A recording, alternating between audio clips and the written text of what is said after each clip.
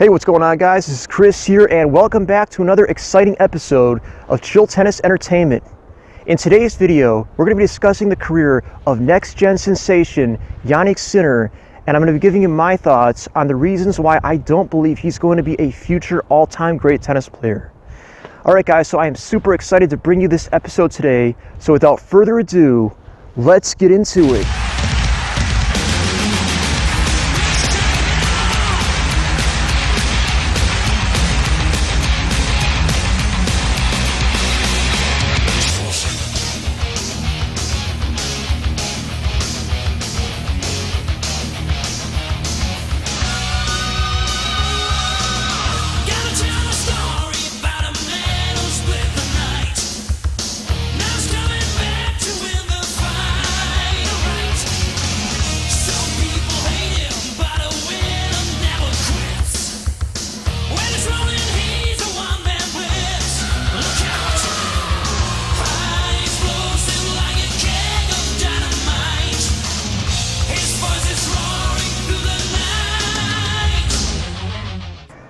So it goes without saying that the next-gen players are probably not the greatest group of tennis superstars in the history of the sport.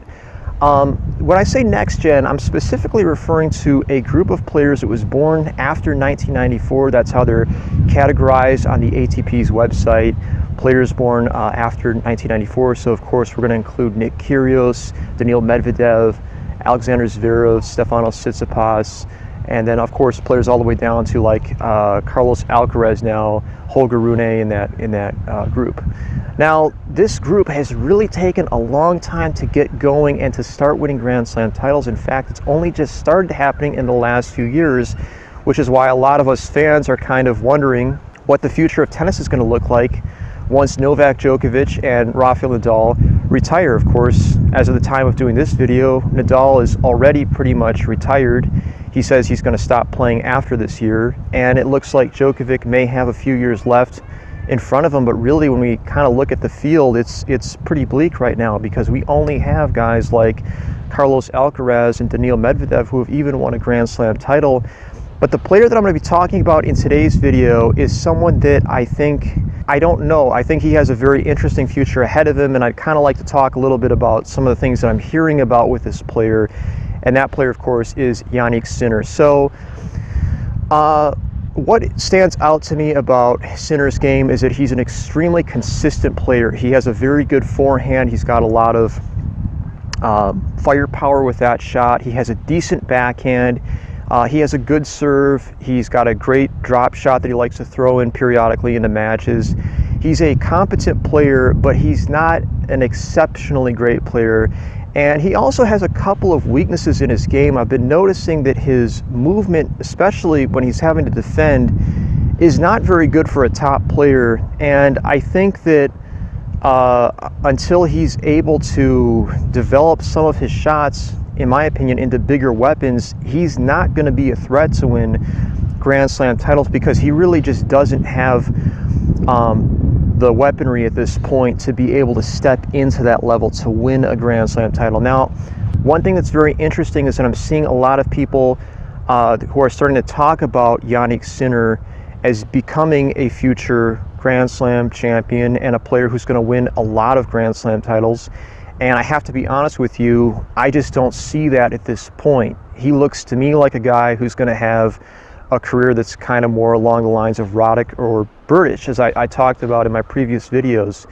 I think he's a decent player, and I think he'll have probably pretty good consistent results because the consistency in his game allows him to dominate the lower ranked players. But when it comes to stepping up and needing to really hit someone like Djokovic or Alcaraz off the court in a best out of 5-set match, I don't think he has it at this point. I don't think he has the fitness. I certainly don't think he has the finesse to do it. And he may not have the mental tangibles to do it either. So I think a lot of things really remain to be seen with that. And I would encourage people who are fans of the game. I know it can be kind of tiring to see the big three win everything, but I would encourage people maybe just to have a little bit of patience before you anoint one player as being the future GOAT or the future guy who's going to win a lot of Grand Slam titles, because really until they start doing that, we just don't know how their career is going to progress. I was skeptical initially of Alcaraz. I thought that Alcaraz probably was not going to be a future great player because, to be honest with you, it takes many, many years of consistency to be able to do that, and we just hadn't seen it from Alcaraz. Now, my opinion has changed a little bit in the last, let's say, 6 months or so since Wimbledon, because Alcaraz's win at Wimbledon was very impressive, and I saw how determined he was and how much of a fighter he is, and I saw other elements of his game that lead me to believe that over time he could really turn into a player who could become a great champion.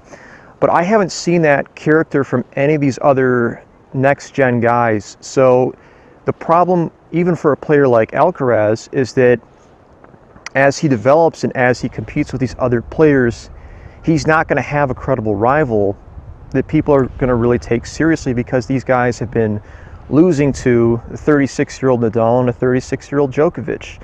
And until they're able to turn the tables on that and start beating these guys in Grand Slam finals, I personally feel it's going to be too late, because everybody's going to say, well, they're 36, 37 years old, so really does it matter? Because they couldn't beat them when they were in their primes. They had to wait till they were basically at the very end of their career to start doing that. So it'll be hard, I think, for people to take this group seriously. But I do believe that if we continue to see more players like Alcaraz coming up in the future, maybe we might see some great rivalries again. But those are my thoughts on Sinner. I feel that it's just really too early to say whether he's going to be a great player or whether he's even going to be a Grand Slam champion. Let me know what you think the future holds for Jannik Sinner in the comment section down below. Thank you so much for watching today's video, guys. I will see you at the next one.